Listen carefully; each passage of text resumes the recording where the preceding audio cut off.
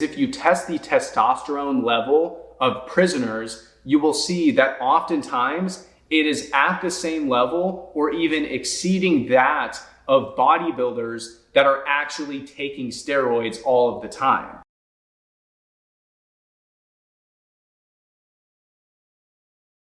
What's up guys, Derek, moreplates.com. Today we're going to be talking about prisoners' testosterone levels and how they self-induce a state of essentially what is a natural steroid cycle via their environment. And can you replicate the same thing? This was a clip sent to me by a few people and it had some pretty bold claims. I thought we should go into them. Do you know the secret as to why prisoners are jacked? Most people think it's because prisoners have nothing better to do all day except work out. Therefore, they work out a ton. All right, well, I would imagine, that is largely accurate. You're locked in a fucking prison, you're probably not going to be playing video games. You're probably not going to be going out with your friends. You're probably not going to be doing anything except what's available to you. And if, there's a gym, if there's gym equipment, by all means, you're probably going to work out a lot. And I think the perception of being jacked is also enhanced by lack of body fat more so than actually being a massive individual. But anyways, let's continue. Now, certainly that could help, but the problem is when you look at the actual calorie consumption and protein intake, it doesn't account for the amount of sheer muscle mass gained for most prisoners. Now, obviously working out in itself, initiates muscle protein synthesis. And if you're somebody who is not working out as frequently with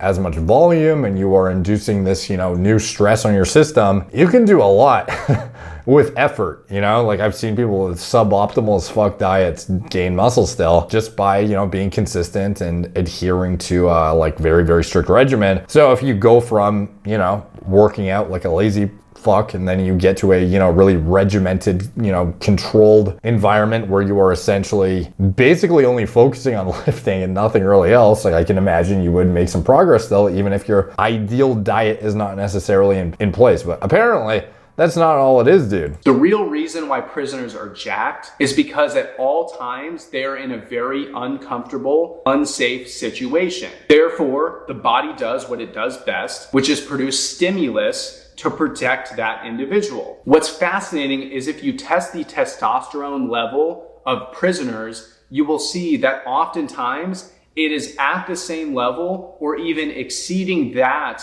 of bodybuilders that are actually taking steroids all of the time. Holy fuck, dude. A pretty goddamn bold claim. Such a straight face too. No ifs, ands, or buts. Like you'll often find that it's not only matching, but it's literally exceeding that of enhanced bodybuilders. Quick note from today's sponsor. We are talking about AG1 by Athletic Greens. This is the greens powder I use to not have to eat vegetables because I fucking hate them, bro.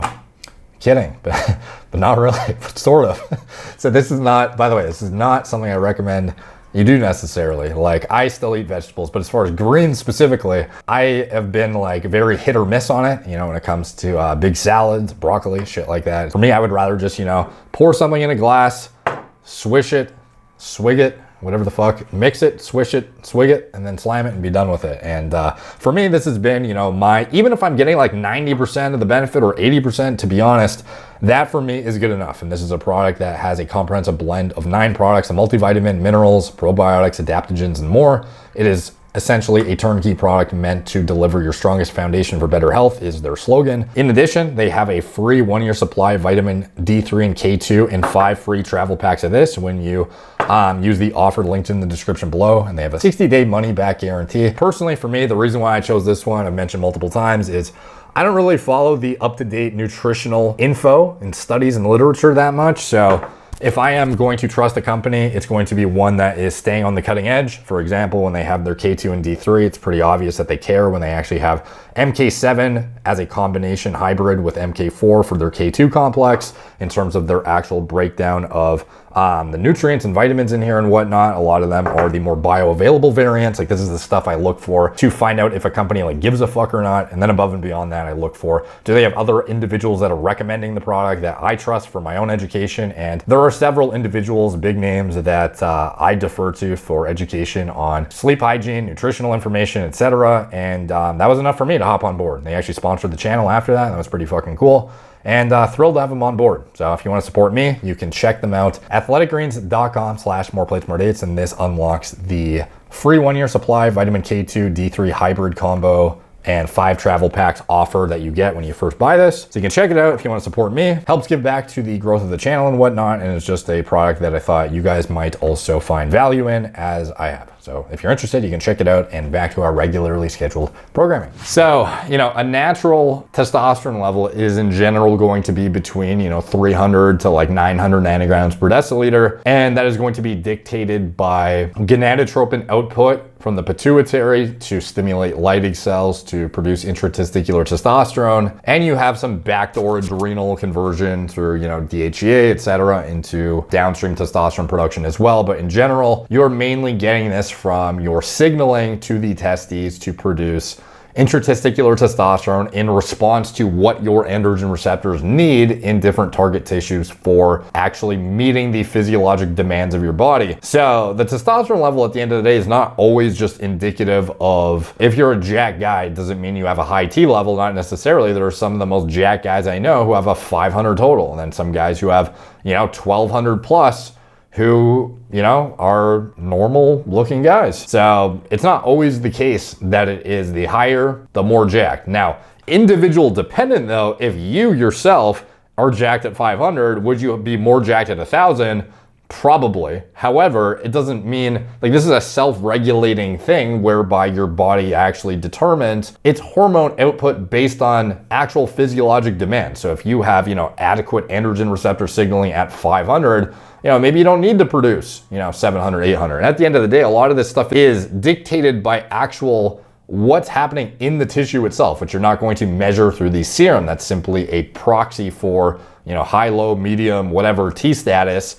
But at the end of the day, in the tissues themselves and the actual receptor content and its expression and the gene transcription subsequent to that is going to dictate what actually happens. So if you have heightened androgen receptor content or more androgen receptors than the next guy, and your gene transcription equates to, fill in the blank level of, response elements that the next guy won't have from the same amount of testosterone, you might be more jacked than him. You have literal more muscle cells from birth. There are so many things that account for downstream, hypertrophy, muscle gain, and it does not just come down to, your testosterone level equals you're more jacked than this guy. It's an individual thing based on your individual response to your individual levels. Now, again, though, there is importance behind this. If you're hypogonadal and have a 200 total, you can be pretty fucking sure that you're probably going to feel shitty. So for him, he's asserting that this stressful environment imposes a situation where your body essentially acclimates by cranking your testosterone not only so high that you are matching that of enhanced bodybuilders that are literally exogenously manually manipulating their testosterone levels to whatever they please with fucking synthetic hormones, but in addition to that, they are exceeding that, literally going past what a big bodybuilder would inject into himself to get, ready for a competition. So let's get into the science of that. Is that realistic? I've seen guys pushing into the near 2000s naturally, but in prisoners specifically, do they even exceed that? Because if you're a bodybuilder who's injecting shit, you're doing 500 milligrams plus a week, or even 1,000 during an aggressive blast or whatever, your testosterone level is going to be in the thousands. It's not just going to be, the physiologic reference range of 300 to 900, approximately, depending on the lab. You're not even gonna be fucking close, dude, unless you're a very, very hyper efficient metabolizer or, some sort of abnormal sort of processing of the actual injected testosterone is occurring. Everyone kind of differs at the end of the day. I've done videos on the hypo responders to injectable testosterone too, and shown the massive disparity between individuals injecting the exact same amount of testosterone.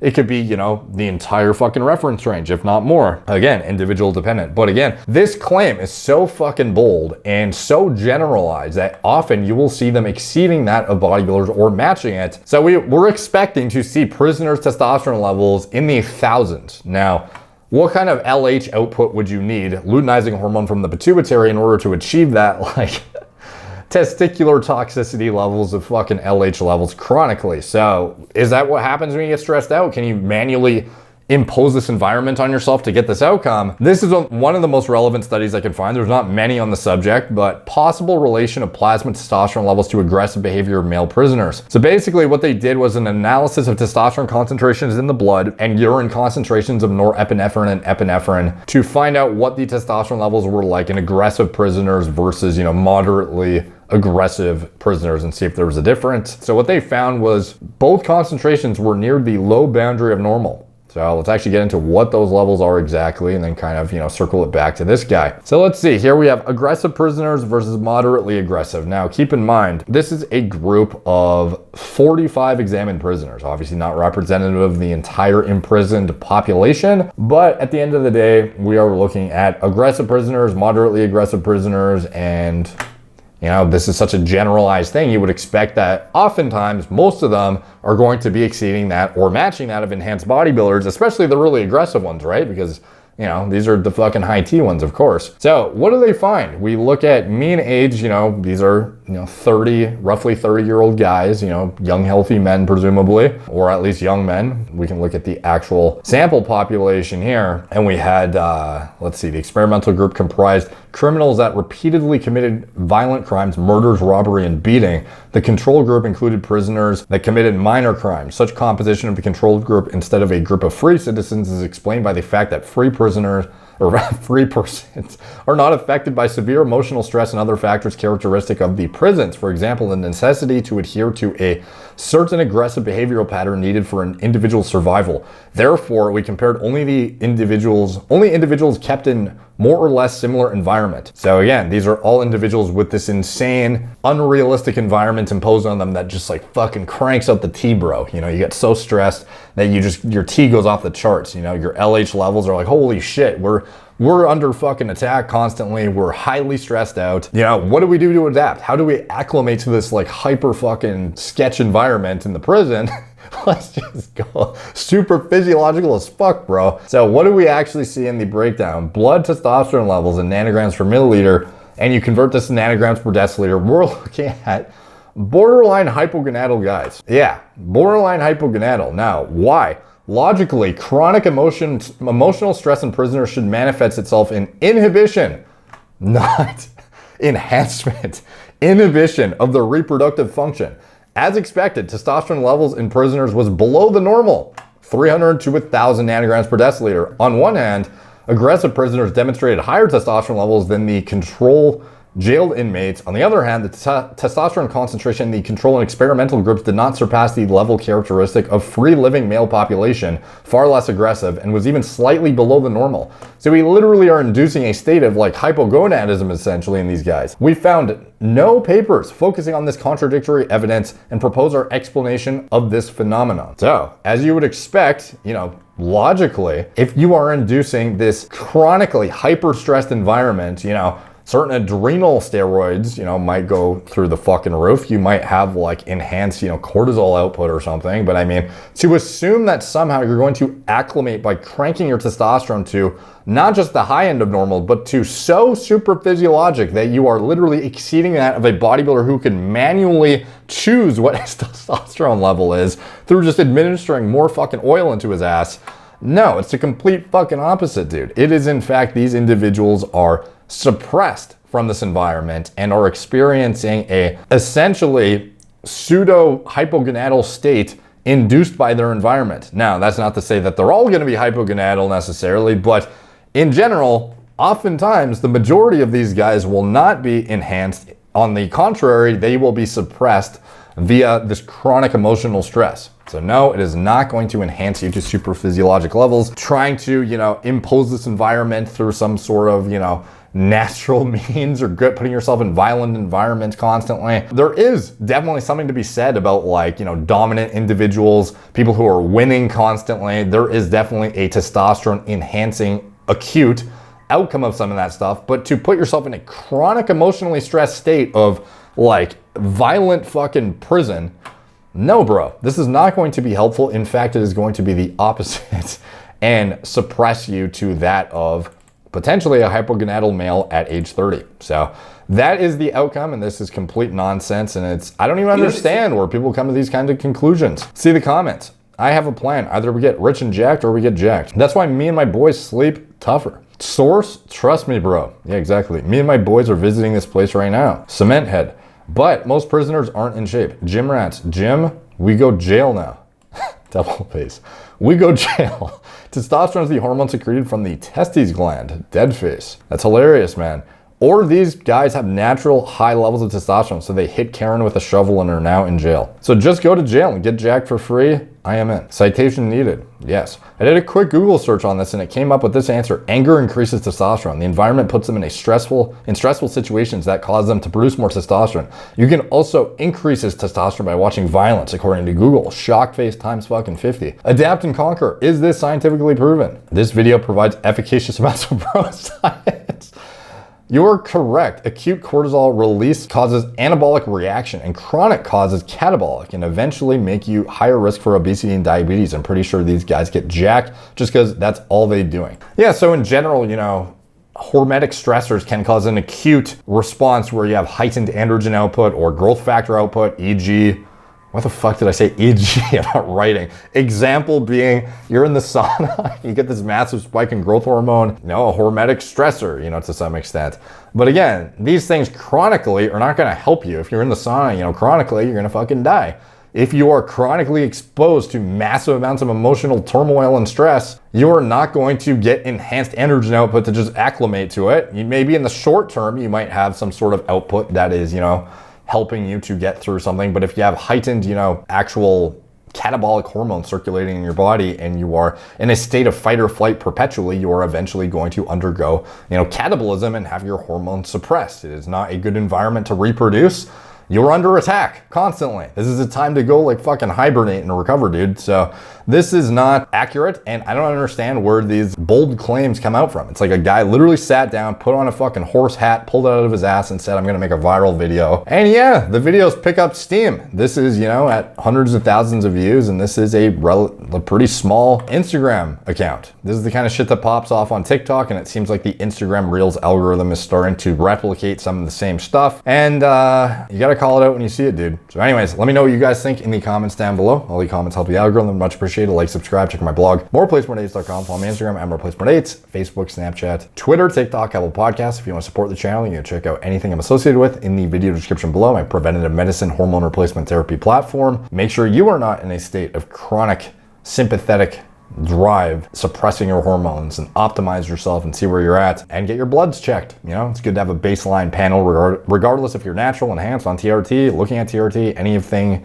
of the sort. It's just a good idea to have a baseline panel done, so then if something happens to you down the line, you can then circle back and see what went awry and act accordingly. So you can check that out, as well as anything else I'm associated with. Recommended diet model for gaining muscle and sports performance, whilst being mindful of micronutrient intake for maximizing hormone output. In addition to anything else I'm associated with, it's all down there. Thank you guys for watching. Talk to you soon.